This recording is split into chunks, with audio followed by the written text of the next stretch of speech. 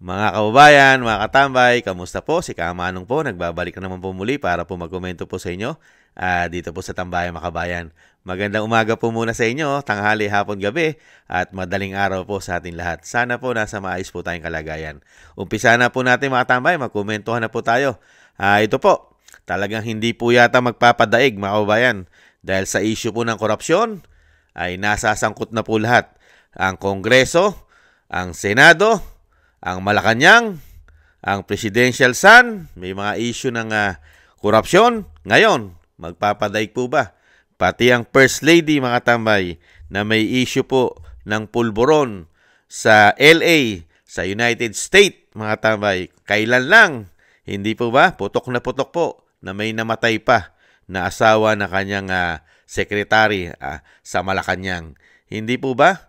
Ngayon, pagkatapos po ng issue sa Amerika, ito naman po ang pumuputok ngayon, mga tama. Issue naman po sa flood control. Ang First Lady po ay nasasangkot at meron pong grupo na tinatawag pong Cultural and Peace Advocate na si John Santander. Ang sinasabi pong isama sa investigasyon. Ang sinasabi po na si Maynard Ngo na malapit sa First Lady at siyempre po ang First Lady ay dapat din daw pong imbestigahan sa flood control. Ibang klase po, no? Pamilya. Unbelievable. Pero maililis naman po yan, mga kabayan. Kasi alam naman po natin sa panahon ngayon, lalong-lalo po, mga tambay, pagka ang issue po ay nasa Malacanang, nasa First Lady, nasa Presidential Son, nasa pinsan na tinatawag na tambaluslos, ay napakadali pong lusutan umano ang issue. Madali po nila i-divert. Hindi po ba? Ito po, pakinggan po natin ang balita. Jed, sino ang mga personalidad na nabanggit dito sa liham na isinumite ng nasabing individual sa ICI? Kailan nabanggit o pinangalanan ng nasabing individual ang negosyanteng si Maynard Ngo na umano'y may kaugnayan kay First Lady Liza Araneta Marcos. Ayon sa kanya, nagtungo siya ngayong araw sa tanggapan ng Independent Commission for Infrastructure o ICI upang personal na ibigay sa komisyon ang kanyang liham na humihiling na imbestigahan ang mga nasabing personalidad. Sumulat at personal na nagtungo ngayong araw sa tanggapan ng Independent Commission for Infrastructure o ICI, si John Santander, isang cultural and peace advocate. Ayon kay Mr. Santander, isinumite niya sa ICI ang isang liham na humihiling sa komisyon na isama sa investigasyon o maimbitahan sa mga pagdinig ang negosyanteng si Maynard Ngo maging si First Lady Liza Araneta Marcos. Sa personal niyang pananaw, posibleng may kaugnayan umano ang dalawa sa flood control projects issue. Dun sa final naming letter of sentiments, attached of that, of course, ito yung mga pictures na may kinalaman dun sa, of course, si Maynard Ngo and First Lady Araneta Marcos. So, naniniwala ako na dapat imbestigahan ng ICI yung ganitong sitwasyon o concept. Si Maynard Ngo ay isang negosyante at kasalukuyang Special Envoy ng Pilipinas sa People's Republic of China para sa Trade, Investment at Tourism. Kamakailan lamang ay napasama ang kanyang pangalan sa isang issue tungkol sa umano'y irregularidad sa mga proyekto ng flood control at iba pang infrastruktura, kung saan inakusahan siya ng isang dating opisyal ng Department of Public Works and Highways o DPWH na siya umano ang bagman ni Senator Francis Chis Escudero na mariin namang itinanggi ng senador ang mga paratang na ito. Kaugnay nito, binigyang diin din ni Mr. Santander na hindi paglaban ito sa sinumang personalidad dahil aniya nais niya lamang ng isang malinis at patas na investigasyon. Hiniling niya sa independent body na maimbestigahan lahat ng posibleng sangkot sa flood control anomaly. Aniya walang dapat namang ikatakot kung wala naman talagang ginawang masama ang isang personalidad. Sa ngayon ay wala pang tugon ang mga nasabing individual sa isinumiting sulat ni John Santander sa ICI. Ella, ngayong Yan po mga tambay, mga kababayan, yan po. Marami na po ang nagpapangalan, mga tambay. Alam din po natin, mga tambay, binunyag din po ni ating Vice President, di ba? Nung panahon po na siya po ay DepEd Secretary. Hindi po ba? na pati po ang First Lady ay na-involve din po sa mga issue po ng pagkakaperahan umano sa DepEd. Di ba ang First Lady? Pinangalanan po ng Vice President yan eh. Hindi ba? Hindi lang po sila Tambaluslos at Saldico at kasama rin po ang First Lady. Kaya po ito pong pamilya na ito mga tambay. Pag nawala na po ito sa kapangyarihan, napakarami pong kaso nito. Isang damukal po ang kasong investigasyon ang aabutin po ng pamilyang ito. Hindi po ba? Lalong-lalo po sa Malacanang. Napakarami po. Unang-una, yung issue po ng paglipat ng pera sa PhilHealth. Bilyon-bilyon po yun. Bawal po yun sa batas, mga bayan. Na ilipat mo basta-basta ang pera ng mga Pilipino na hindi naman po taxpayer. Hindi po buwis. Contribute po yun. Parang insurance mo yun. Hindi po ba? At yung pagpirma po ng GAA na hindi bababa sa 241 billion ayon kay Congressman Ungab, mga blanco. Isyong malaki po yun ni BBM. Siya po ang Commander-in-Chief. Pinirmahan niya po na napakarami rin insertion. Hindi po ba? At napakarami sasagutin pong issue. Lalong-lalo po sa flood control at marami pang proyekto ng gobyerno. At yung issue ni Master Sergeant Gutesa at marami pang magpapatotoo. Hindi po ba? At yung pagbenta ng ginto sa Central Bank, issue rin po ng malaki yan. At kakalkalin din po kung ano na nangyari sa pinagmamalaki po ng Maharlika Investment Fund. Hindi po ba? Na hindi na raw po mangungutang ang bansa, lalong-lalo sa mga proyekto ng DPWH, magagamit na raw po ang kikitain ng investment ng Maharlika Investment Fund. Ano na kaya nangyari? Napakarami pong sasagutin na issue ng gobyerno, mga kababayan. Lalong-lalo pag hindi na po sila nasa kapangyarihan. Kompleto na po ito. Kompleto na po itong pamilya na ito, mga tambay. Magmula sa Pangulo, sa First Lady, at meron din pong presidential son na may issue rin po ng sinasabing isang damukal na nahawakan na bilyong-bilyong proyekto sa Ilocos Norte at nahandyan pa ang pinsan ng Pangulo na wala rin pong investigasyon sa Leyte, lalong-lalo sa kanyang distrito, ang distrito na tinatawag na Tambaluslos ng Vice President, ay nananatili pong sarado, closed door, para din pong BICAM closed door meeting, mga kababayan. Unbelievable. Nakita nyo po, kumpleto po.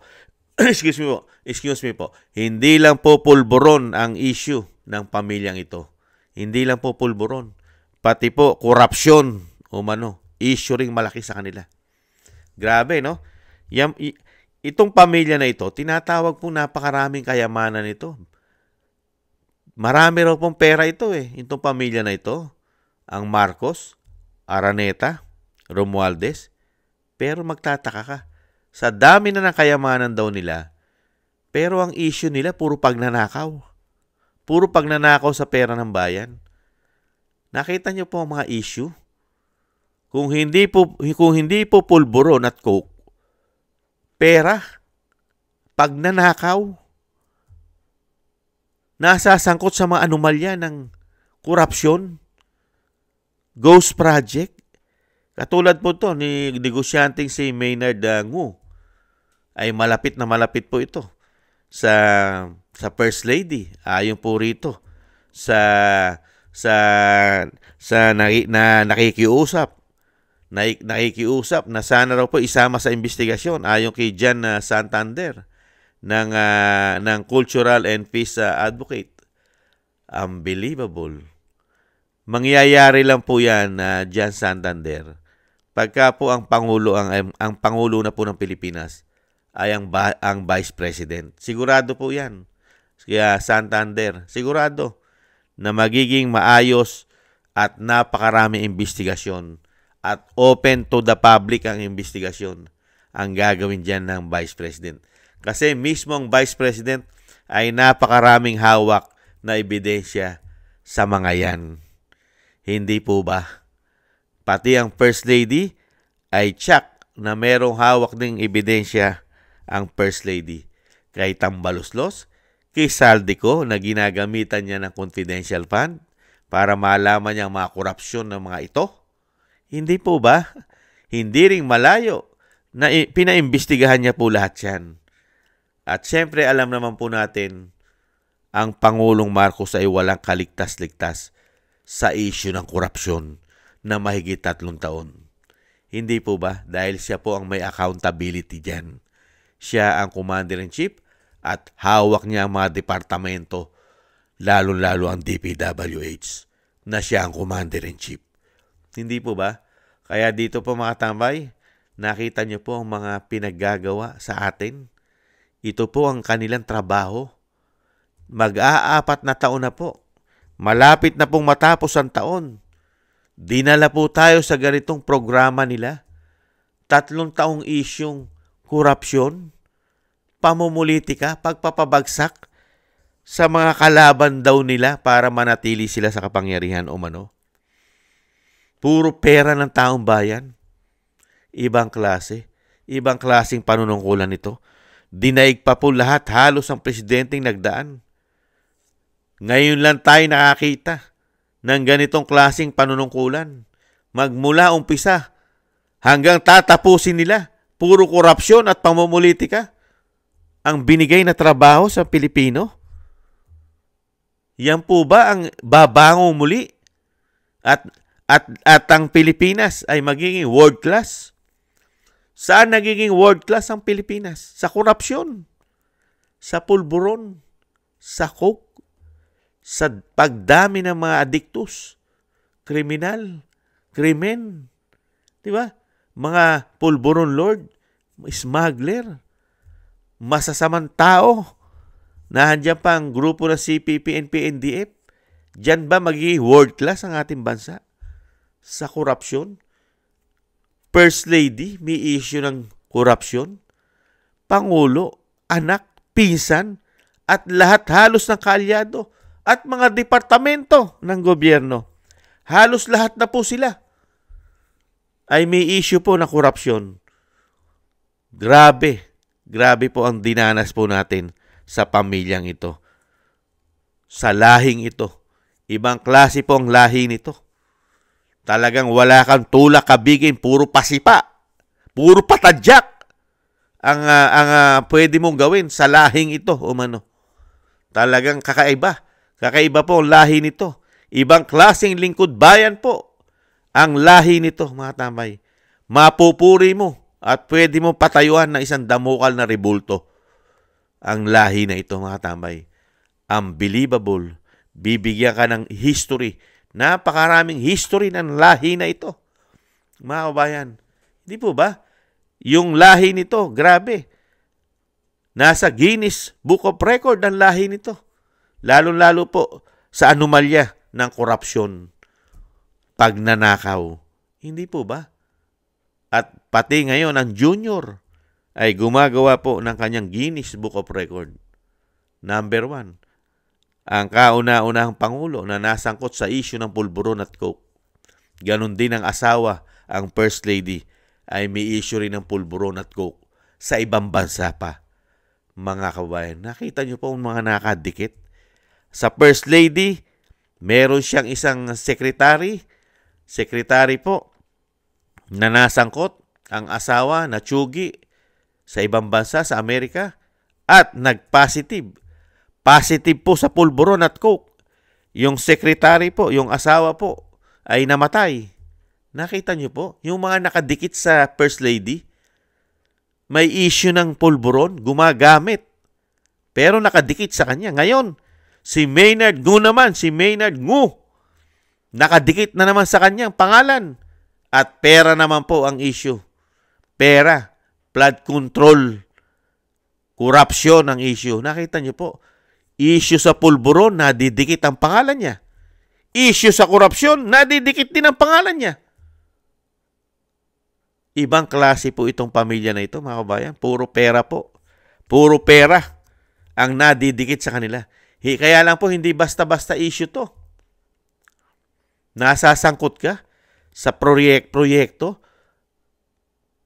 Nangungumisyon ka rin ba sa mga programa at proyekto ng gobyerno katulad ng flood control? Magkano kaya ang kinikita ng First Lady dyan umano? Pero pasisinungalingan po yan ng Malacanang. 100% pasisinungalingan po yan. Ano po unang sasabihin po dyan ng tagapagsalita ng Malacanang na tinatawag na garbage in, garbage out ng Vice President? Maglabas kayo ng ebidensya. Hindi po ba? Maglabas kayo ng ebidensya. Magsampa kayo ng kaso.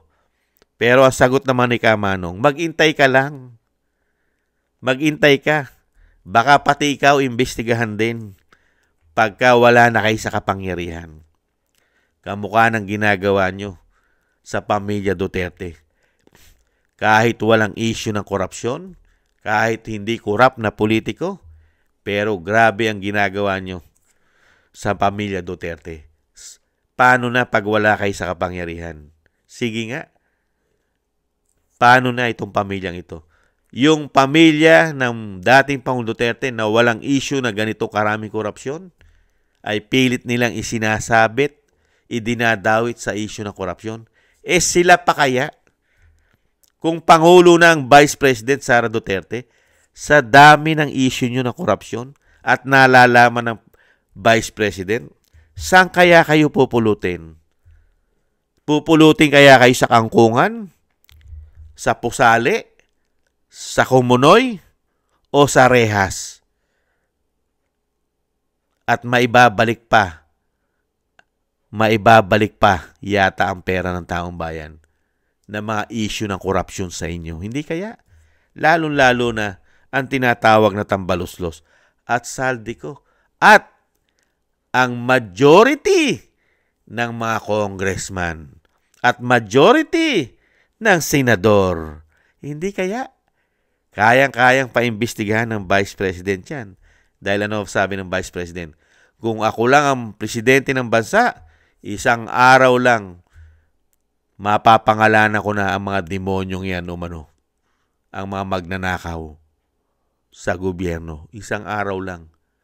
Dahil unang-una, sinasabi ng Vice President, ano pa silbi ng confidential fund ng Pangulo? 4.5 billion hindi bababa ang kanyang confidential intel fund. Pero wala ka man lang pinapangalan ng mga magnanakaw.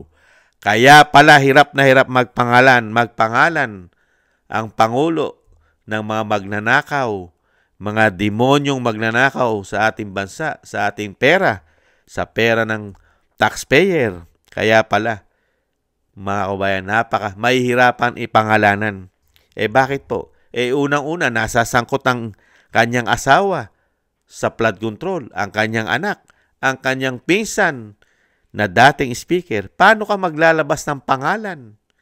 Mga kabayan, pag naglabas ka ng pangalan, baka yung ilabas mo ang pangalan ay kumanta. Bakit kami pinangalanan mo, Mr. President, samantalang involved din ang iyong pinsan umano, ang iyong asawa umano, at ang iyong anak umano, at ang nasa Malacanang mismo ay sangkot din pala umano. Grabe po mga tambay, ano? Pero dyan po, wala po tayong aasahan. Lalo-lalo po dito po sa sinasabing imbestigahan daw po ng ICI. Mga kabayan, malabo po sa sabaw ng pusit yan. Mga kabayan, hindi nga po yan sinasa publiko, yung imbestigasyon na yan. Ano po sabi ng taong bayan dyan? Hausyaw lang po yan. Hausyaw. Para lang po masabing may imbestigasyon. Pero wala pong malalaking ulo na matutumbok dyan. Walang malaking ulo na mapapanagot dyan sa imbestigasyon na yan. Hindi kaya?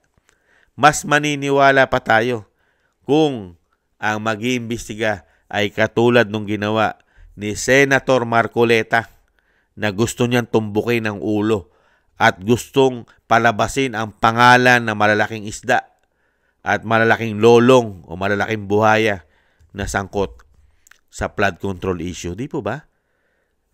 At nakikita ng taong bayan at naririnig ng taong bayan ang investigasyon doon sa Senado, lalong-lalo na nung panahon na ang nangunguna pa sa Blue Ribbon Committee, ang chairman ay si Marcoleta, Senator Marcoleta. Kaya wala pong patutunguhan yan Kung ICI lang po ang mag-iimbestiga, kahit po pangalanan mo ng pangalanan lahat, si Maynard Ngu at si First Lady, at isama mo na ang Pangulo at ang anak at ang si Tamba at si Tambi, wala po mangyayari dyan sa investigasyon na yan, mga kabayan. Magkakaroon lang po ng makatotohanan at tunay na investigasyon at papangalanan at mananagot lahat ng magnanakaw at nagpakademonyo sa pera ng taong bayan pag ang Vice President na po ang Pangulo. 100% po yan, mga tambay. Kaya nga po, mapapanagot po yan sa tamang panahon. Hindi po ba Yusek Castro? Sa tamang panahon? Kaya nga sinasabi ng dating Pangulong Duterte, kahit na ipatapon nyo siya, may tamang panahon at ang araw ay lumilipas. Ang panahon ay lumilipas. Katulad ninyo. Hindi kaya? Kaya dito po, mga tambay, nakita po natin ang involvement ng First Family at mga kamag-anak at mga kaalyado. Hindi po magpapadaig pala sila sa isa't isa. Kung may issue ng korupsyon ang Pangulo, hindi pala magpapadaig umano ang First Lady. Kailangan meron din po siya. At ganun din po ang anak. Lalo-lalo po ang pinsan na dating speaker. Ito po ang lahi, mga kabayan. Tandaan po natin ang lahi na ito. Itong lahi na ito, sa kasaysayan ng ating bansa, halos lahat po ang lahi nila ay sangkot sa korupsyon issue. Magmula po sa Marcos, Araneta, Romualdez. Unbelievable. Pang-Guinness Book of Record po ang lahing ito. Maraming salamat po, mga tambay, sa nagusto po ng ating tambayang makabayan sa YouTube at TikTok, at ganoon din po sa mga subscribers po natin. Maraming salamat po sa inyo lahat at sa patuloy po nagsusubscribe. Thank you po. At sa mga nagbibigay po ng tulong at biyaya, maraming salamat din po sa inyo. Shoutout po sa inyo lahat. Mabuhay po kayo. At sa mga nagko-comment, like, share, and subscribe, maraming salamat po. At yung dasal at panalangin po natin, mga kabayan, tuloy-tuloy lang po tayo na sana po maingatan ang pamilya Duterte, ang ating Vice President at ang dating Pangulong Duterte, na sila po'y maingatan sa kapahamakan, mailayo po sila sa kapahamakan, at madugtungan po ang buhay at kalakasan, at makalabas na po sa lalong mabilis ang dating Pangulong Duterte. Ganon din po, mga tambay, tayo po'y magdasal sa ating pong kaligtasan at sa ating pong sa ating pong buong sambayanan. Maraming salamat po sa inyo, mga kabayan. Ingat po tayo, mga tambay. Konting tiis lang po. At lilipas naman po ang kanilang kasamaan na ginagawa po sa ating bansa at sa ating pong paghihirap. Meron naman pong hangganan ng lahat. Ingat po. Paalam. Bye-bye.